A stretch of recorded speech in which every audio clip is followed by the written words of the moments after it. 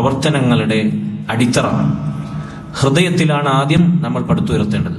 ഖൽബിൽ അല്ലാഹു സുബ്ഹാനഹു വ തആലയുടെ തൗഹീദും അതുപോലെ തന്നെ അവനുള്ള ഈമാനും ഇഖ്ലാസും നല്ല നിയ്യത്തും ഉണ്ടെങ്കിലേ നമ്മുടെ പ്രവർത്തനങ്ങൾ നന്നാകുകയുള്ളൂ. റസൂലുള്ളാഹി സ്വല്ലല്ലാഹു അലൈഹി വസല്ലം പറഞ്ഞില്ലേ, അലാ വ ഇന്ന ഫിൽ ജസദി മുദ്ഗ, നിങ്ങളുടെ ശരീരത്തിൽ ഒരു മാംസകഷ്ണമുണ്ട്. ഇദാ സ്വലഹത് സ്വലഹൽ ജസദു കുല്ലു, അത് നന്നായ ശരീരം മുഴുവൻ നന്നായി.